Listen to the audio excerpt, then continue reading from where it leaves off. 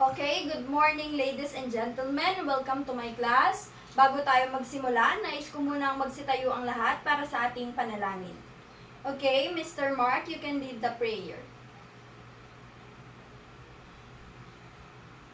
Okay, pakilingon naman ang katabi. May lumiban ba sa ating klase ngayon? Wala? Mabuti kung ganon. So, nais kong malaman nyo kung ano ang mga rules and regulations ko sa loob ng klase ko. Number 1, clean as you go. Number 2, respect. Number 3, raise your right hand kapag gusto nyo mag-recite or may mga concern kayo. Number 4, no bullying. And number 5, no phone during my class. And the last one, white shirt only. So, sa ating ikalawang aralin ay natutukoy ang mga dahilan, pangyayari at epekto ng ikalawang yugto ng kolonyalismo at imperialismo. Napapahalagahan ang mga dahilan, pangyayari, epekto ng ikalawang yugto ng kolonyalismo. Nakakabuo ng talata ukol sa ikalawang yugto ng kolonyalismo at imperialismo.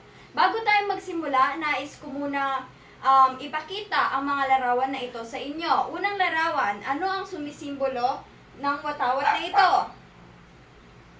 Yes, very good. Yan ay ang watawat ng bansang France. Sumunod.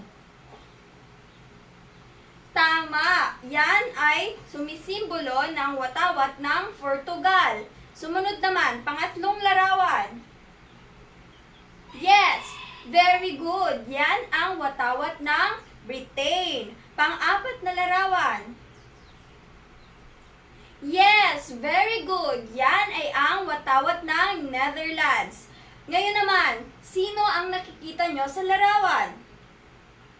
Tama, siya si David Livingstone. So lahat ng nakita nyo ay kaugnay sa ating mapapag-aralan. So, ayan ay lahat bahagi ng ikalawang yugto ng kolonyalismo at imperialismo. So ngayon, para sa karagdagang kaalaman ninyo, may ipapanood ako sa inyong video. So, panoorin natin to. Naging malaki ang pangangailangan para sa mga hilaw na materyales, lalo na sa pag-unlad ng rebolusyong industrial sa Europa noong ika-18 siglo. Iniluwas at nakarating sa Europa ang mga hilaw na sangkap mula Africa at Asia, gaya ng bulak, goma, seda, vegetable oil at mineral. Inangkat at nakarating naman sa Africa at Asia ang mga surplus o labis na produkto ng mga Europeo dahil sa mga imbensyon sa teknolohiya. Nagkaroon ng dalawang reaksyon ang mga bansang naapektuhan ng kolonyalismo: revolusyon o ang paghingi ng reforma sa mga kanluranin. At dahil dyan, ang ating tatalakayin ay ang panibagong aralin na may koneksyon sa mga larawan at video na inyong napanood. O ngayon, dadako na tayo sa ating tatalakayin. Ang pag-aaralan natin ngayon ay ang mga dahilan, pangyayari, epekto ng ikalawang yugto ng kolonyalismo at imperialismo. So bago tayo magsimula, ano nga ba ang kolonyalismo at imperialismo? Ang kolonyalismo ay ang tuwirang pananakop ng isang bansa sa iba pang bansa para mapagsamantalahan ang mga yaman nito at makuha rito ang mga pangangailangan. So, sa madaling sabi, ang kolonyalismo ay isang bansa na nakop ng isa pang bansa. Ngayon naman dumako tayo sa imperialismo.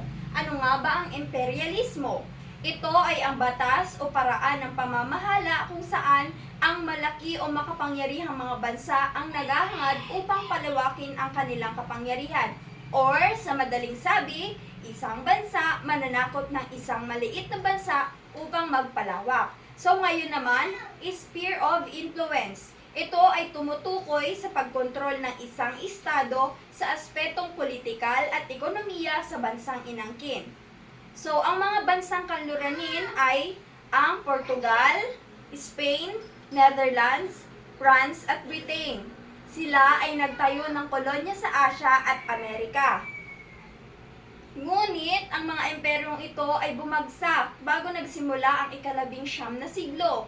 Nawalan ng mga kolonya sa North America ang Netherlands at France. Nakabuo ng bagong imperyo noong ika-19 na siglo at sa unang bahagi ng ika-20 siglo habang nagaganap ang ikalawang rebolusyong industrial. So, year 1871 hanggang sa nagsimula ulit yung digmaang pandaigdig noong 1914 ay panahon na mabilis na paglawak ng pagkanluranin or tinatawag na westernization sa ibang lupain. Next naman, iba-iba ang dahilan ng pananakop. Ang ilan ay binigyan ng katwiran ang pananakop gamit ang Manifest Destiny. So, ang Manifest Destiny ay paniniwala ng mga American na kaloob ng Diyos na sila ay magpalawak at manakop. So, nagtayo ng kolonya, protectorate, concession na sphere of influence. Ang mga mananakop ay pinalawak ang imperyo ng Britain.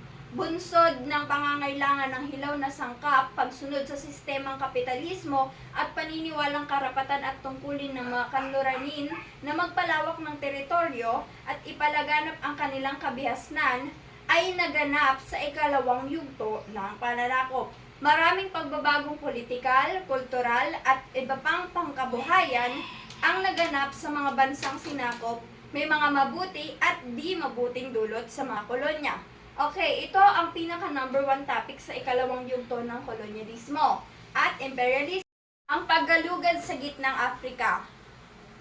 Hindi pa kilala noon ng mga Europyo ang bansang Afrika dahil nga ang kabundukan nito ay mayroong mga mababangis na hayop at ang mga ilog dito ay malalakas ang agos hanggang sa narating ito ni David Livingstone. Nagkaroon ng kaalaman ang mga Europyo na mayroong daanan dahil kay David Livingstone, isang misyonaryong English na ginalugad ang ilog Zambeze at nakamasid sa talon ng Victoria na ipinangalan sa reyna ng England. Nakita niya rin ang lawa ng Nyasa at Tanganyika, dito siya namatay dahil sa sakit. Number 2, ang pag-aagawan sa Afrika at mga bansang Europyo. Noong panahon ng katanyagan ng pananakop, ang paglaganap sa riho ng pambansang ambisyon at pangangailangan ang bunsod upang pag-agawan ang gitnang Afrika. Sa loob ng 30 years, ang dating hindi kilalang pook ay naangkin lahat ng mga kanluranin at nakuha ng Belgium noong 1885 ang pinakamalaking bahagi ng Congo Basin sa pamumuno ng pinakatusong mga ngalakal ng Europyo na si Haring Leopoldo I. Pinaghatian ng France, Britain, Germany, Portugal at Italy ang iba pang bahagi. Noong una, sa kalakalan lamang interesado ang mga Europyo, hanggang sa natuklasan nila ang taniman ng ubas, citrus, butil, pastulan ng mga hayop at mga puok na magaganda na pwedeng panirahan. Paniniwalang may mina ang bakal ng bundok ng Atlas sa Morocco. Pangatlo, imperialismong Ingles sa Timog Asya. Sa mga mananakop, hindi natinag ang imperyong Great Britain, sa halip lalo pang lumawak ito. Bagaman lumaya ang 13 na kolonya sa Amerika sa Rebolusyong Amerikano, nadagdagan naman ito sa iba pang dako. Ang British East India Company sa India na naging lubhang makapangyarihan sa pamahalaan ay dinala ang kaisipan, kaugalian, edukasyon at teknolohiya sa bansa. Hindi naglaon, inilipat ang kontrol ng kumpanya sa pamamahalaan ng imperyo ng Great Britain noong huling bahagi ng 1800s. Tinawag na pinakamaningning na hiyas ang imperyo ng India. Nawalan ng teritoryo sa India ang France, Treaty of Paris, noong 1763 sa 7 digmaan ng France at Britain. Pang-apat, ang United States sa paligsahan ng bansang mananakop. Hindi nagpahuli ang United States at Amerika sa bansang industrialisado. Bagaman marami sa Afrika ang hindi sang-ayon sa pananakop ng mga teritoryo, napasali ito sa mga digmaan ng United States laban sa Spain noong 1898. Tagumpay ang Amerika laban sa Spain ay nagdulot ng pagsakop ng Guam. Okay, ngayon naman, panuto, itaas ang kanang kamay kung nais sumagot. Ano na ulit ng sinabi ko sa ating classroom rules? Raise your right hand if you have any concern and if you want to recite. Okay, ano ang kolonyalismo? Very good! Ang kolonyalismo ay ang tuwirang pananakop ng isang bansa sa iba pa upang mapagsamantalahan ang yaman nito. Yes, John Ray!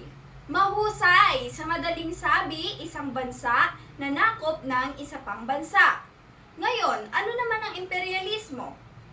Magaling! Ang imperialismo ay ang batas o paraan ng pamamahala kung saan ang malaki o makapangyarihang mga bansa ay naghahangad upang palawakin ang kanilang mga kapangyarihan. Yes, Rose? Very good! Sa madaling sabi, malakas na bansa mananakop ng mahinang bansa. Ano naman ang naging hindi mabuting epekto ng kolonyalismo? Okay, at the back. Yes, Jovelyn.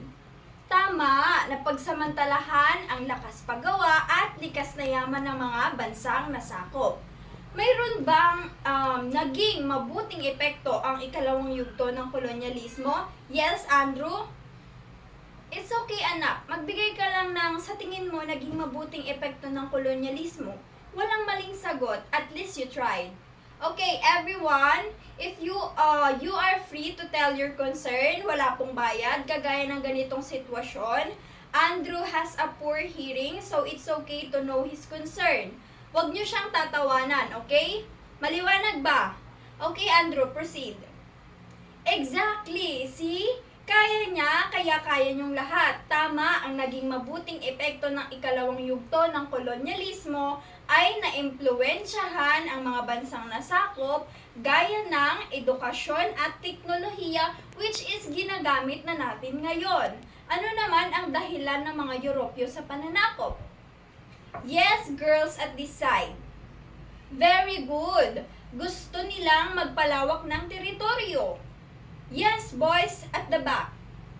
Tama, naniniwala sila sa manifest destiny kung saan kaloob daw ng Diyos na sila ay magpalawak. Sino naman ang nakamasid sa talon Victoria? Magaling, si David Livingstone. Sino naman ang tusong at mapagsamantalang hari? Very good, si Haring Leopoldo I.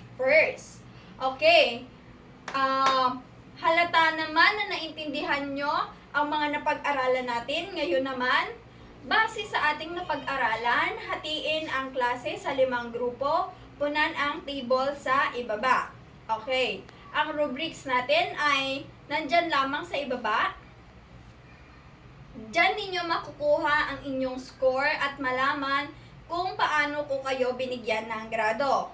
Ngayon naman, dadako na tayo sa pagtatalakay sa mga Europyo. Okay, ang mga Europyo ay lubos na pinagsamantalahan ang likas na yaman at lakas na paggawa ng Afrika at Asya. Lubos na naapektuhan ng pananakop ang mga gawaing pampolitika, pang-ekonomiya, panlipunan, espiritual at kultural.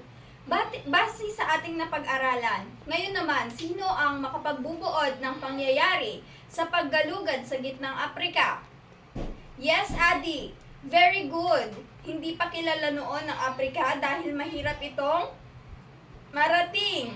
Hanggang sa narating ito ni David Livingstone at nakita niya ang talon na pinangalan sa reyna ng England. Sino naman ang makapagbubuod sa pag-agawan ng Afrika sa bansang Europe? Okay, Riza.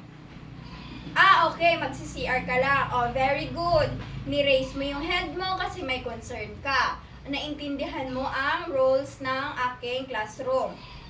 Okay, anak, you can go na. Sabi ko nga kanina, any concern, basta valid. Okay, yes, Victor. Okay, panahon ng katanyagan ng pananakop ang paglaganap ng rehiyon sa pambansang ambisyon at pangangailangan na nagbunso upang pag-agawan ang gitnang Afrika. Ano naman ang epekto ng kolonyalisasyon sa bansang nasakop?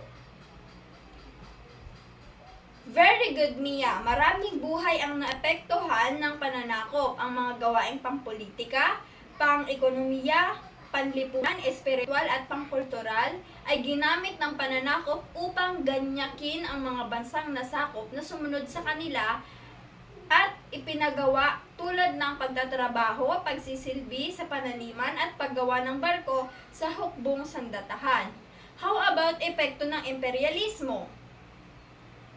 Mahusay, Mark. Ang epekto ng imperialismo sa Afrika at Asya ay naging daan upang makaranas ng pagsasamantala ang katutubong populasyon mula sa mapaniil na patakaran ng mga dayuhan. Pinagsamantalahan ang mga kanluranin ang kanilang likas na yaman at lakas ng paggawa. Ngayon naman, sino makapagbubuod ng epekto ng kolonyalismo o kolonisasyon sa lupang nasakop? Yes, maraming pagbabago ang ibinunga ng kolonisasyon sa lupaing nasakop. May pagbabagong pampolitika, pang-ekonomiya, panglipunan at pangkultural. Okay, mahusay. Dahil naintindihan ninyo ang ating sinalakay, ay meron akong ipapagawa sa inyo. Panuto. Ilagay ang tama kung ang pahayag ay tama at ilagay naman ang mali kung ang pahayag ay mali. Bibigyan ko kayo ng 5 minutes para sagutin ang gawain. As President, you can collect the papers now and dadako na tayo sa takdang aralin. Pakikolekta na po ang mga papel at ibigay sa akin. Ngayon naman, dito na tayo sa takdang aralin. Sa nababasa ninyo, gumawa ng talata ukol sa dahilan at epekto ng ikalawang yugto ng kolonyalismo, imperialismo batay sa ating napag-aralan. So, ang assignment na yan or ang takdang aralin na yan ay ipapasa nyo rin bukas sa oras ng aking klase. Okay, class? Nakolekta na ba lahat ng papel? Okay, very good. At kung ganon, dyan nagtatapos ang ating talakayan ngayong araw. Ay hopefully bukas maipasa ninyo lahat ng assignments ninyo and magkikita-kita ulit tayo. Bye class, dismiss.